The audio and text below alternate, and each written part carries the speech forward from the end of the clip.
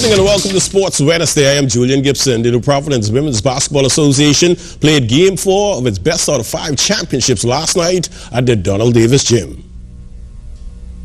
Officials took almost an hour before they started Game 4 last night. Coach Mario Boleg, don't drop to sleep. You got plenty of work to do. In the first quarter, the Angels would lead the 4J Cheetahs 12-8. Let's go to the second quarter. 4J Cheetahs would go on a 14-11 run. Angels up at halftime, 23-22. Sponsor Bummer G looking a little bit concerned. Let's move to the third quarter. Angels, 4J Cheetahs, they would go back and forth, but the 4J Cheetahs would outscore the Angels 19-13, but the Angels would still lead at the end of 3, 36-33. In the fourth quarter, the 4J Cheetahs would go to work. They would go on a 22-11 run to end the ball game 63-47. Series is all tied up at 2 games apiece. After we had a meeting on Sunday, we air out everything and we just came back and played from the heart. We didn't want them to win the championship tonight. We taking this to Game 5 because we won this. You know, we regrouped. We had a meeting. I was in church on Sunday and something came to me and I just sent the girls a text. They all decided that we should get together Sunday afternoon and by Kendall Isaac we had a meeting. We knew that we was coming without Toya because we didn't made a decision that we wasn't going to play anymore.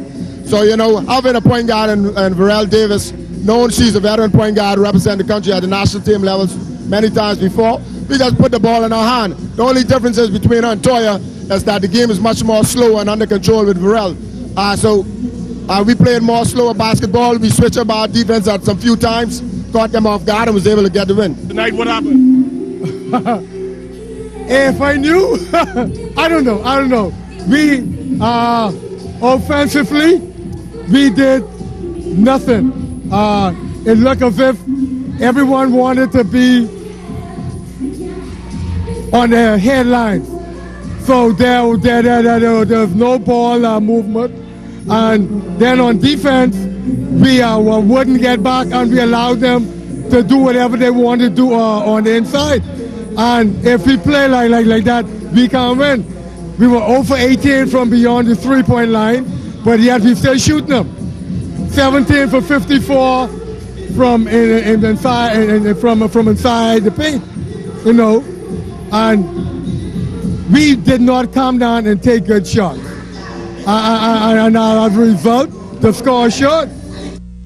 Well, the third annual Caribbean Law Enforcement Basketball Classic continued last night with the Royal Bahamas Police Force beating the Police from Dominica 76-45. And the Royal Bahamas Defense Force team roughed up Trinidad and Tobago Police 74-56. Action will continue tonight with our Defense Force team taking on Ticks and Kickers, and our prison officers will take on Jamaican Police in the feature game.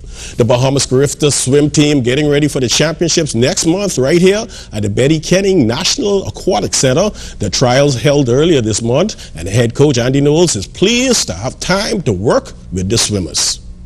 We've always tried to do that. We'd hoped to actually do that earlier this year, not wait till after the team was picked, because we knew a lot of the kids more or less who would be on the team. But then, you know, we had some problems with the pool, so we really didn't start doing that. So we'll have to start after the team is picked. But it's always good to have them together, racing each other and training together, just for the team chemistry and just for the focus and the pushing against each other. Speaking about facilities, Cecile Green heads the financial department of the Bahamas Organizing Committee, and she says that the pool will be ready.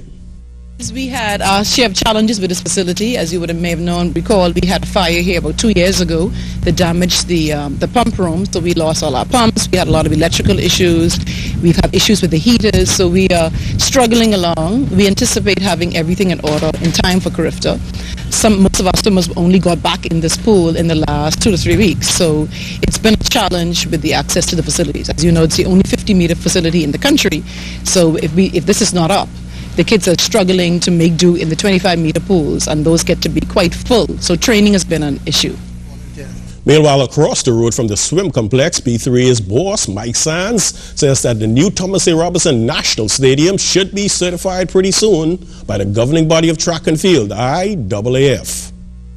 The track has not gotten its certification yet, but I wouldn't make too much ado out of it. But it's just a question of the planning process by the Ministry of Sports, and so we're waiting with eager anticipation for that process to be completed, whereby we can go into the facilities and hopefully it'll happen by the national championships, which is also serve as Olympic trials in June. And so we're hoping that will take place so we can test the new facility.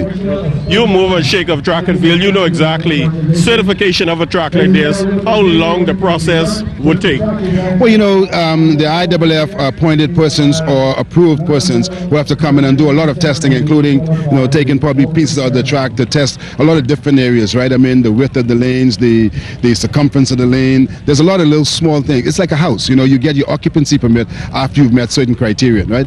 And so that process is a formality. Now, if they come and they find that there may be some things wrong, then all they say to you, you have to do this checklist, that checklist. There's level of certification, there's level 1, there's level 2, or class 1, class 2. And so we will meet some level of certification. It is hoped that once they have done their checks and their inspection, that we'll meet the highest level, which is a class 1. That gives you all the international competition.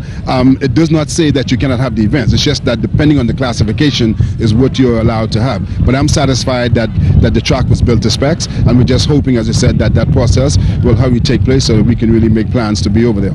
Is their work so detailed? I understand that even the parking lot around the stadium have to meet certification?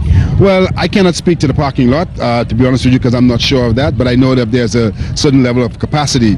In general terms, you would expect to have X number of parking spaces based on your capacity, right? But I can speak specifically to the track, knowing that it's a process for the certification to take place, and I'm not overly concerned that will not happen. It's just a question of when. Well, that's all the time for sports on a Wednesday. Once again, I'm Julian Gibson. Stay tuned. You've got a forecast. It's still to come.